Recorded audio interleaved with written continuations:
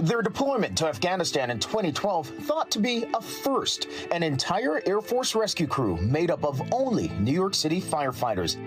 A unique brotherhood, saving lives at home and overseas. Aircraft Commander Sean Cullen, co-pilot Christopher Tripp Zanitas, flight engineer Jim Deniston, and aerial gunner Eric Pound often headed straight into danger zones to save the wounded, rescuing not with hoses, but with helicopters. We knew a lot of the times when we were going out the door to fly a mission that we were going to be picking up guys with gunshot wounds, IED blasts, so pretty significant trauma. It's a fast and furious kind of pace. The crew saved nearly 100 lives, flying more than 50 missions together. Their rescue is sometimes supported by British allies, including one particularly famous ally, Prince Harry. We spent a lot of time with Prince Harry. We did Christmas, New Year's, we threw a New Year's party at our compound.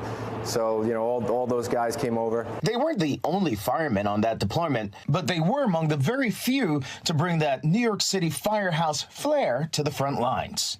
We're all firemen. We were all there together.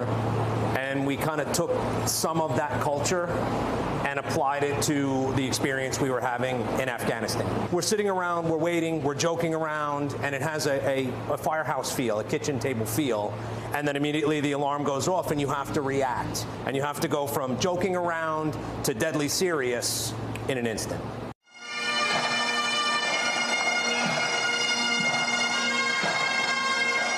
That incident came in 2018, 6 years after that deployment together. Tripp and a fellow New York City firefighter, Chris Raguso, were among 7 service members killed. It was a helicopter crash in western Iraq. It's devastating. Absolutely incredibly devastating. It's like a sense of shock for hours on end. In so many ways, you're losing a brother in arms, you're losing a friend, someone who feels like they're family to you. And for me, at that time, I was getting out of the military. Really, my last mission flying in a Pavehawk helicopter was to go down to Dover and sign for Tripp's remains to bring him back to his family and to the unit. Was that the hardest thing you've done?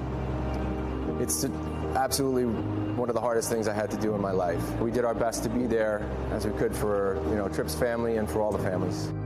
Days later, Jim left the firehouse once more to deploy to Iraq, to the same region where Tripp last served. It was tough to go over because obviously the incident was on my mind. At the same time, I couldn't wait to get there because being back in the States, I felt very removed from my brothers.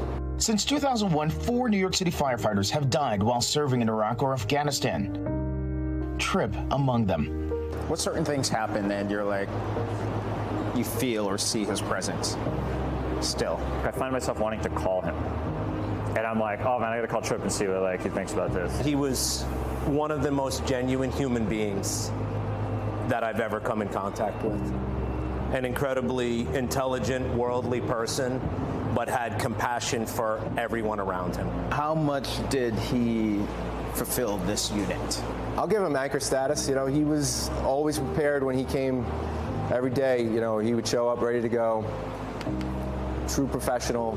Yeah, Tripp never showed up unprepared for anything in his life. Indeed, Tripp was a man prepared, a graduate of NYU and Stanford Law. He was also a steadfast advocate for LGBTQ and veteran issues.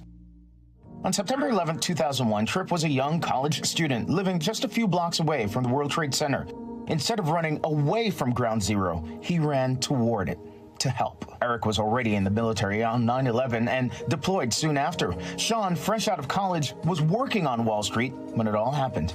You saw one of the explosions from one of the planes. Yes, I did. Shortly thereafter, I kind of had a self-reflective moment, finding that I wanted to do something else with my life with a little more purpose.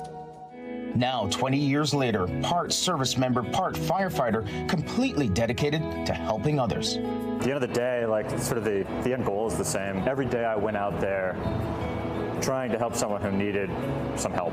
Along the journey, there's a lot of sacrifice to be made, but having executed missions and saved people's lives in the fire department as well as in the military, that's a tremendous honor.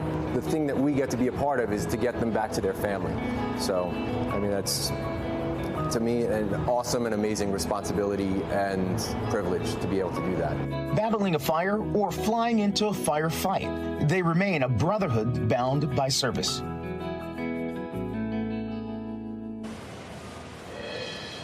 Just an incredible group of guys. We're so lucky that they're, sharing these stories with us about how they've shown up year after year in so many different ways.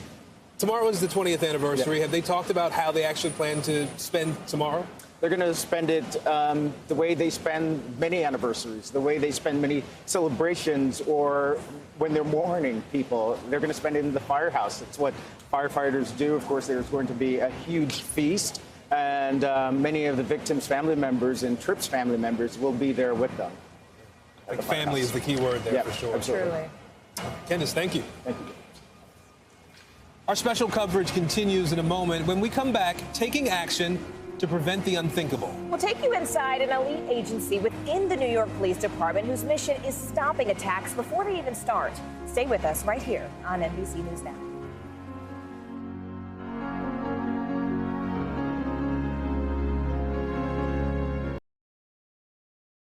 Thanks for watching our YouTube channel. Follow today's top stories and breaking news by downloading the NBC News app.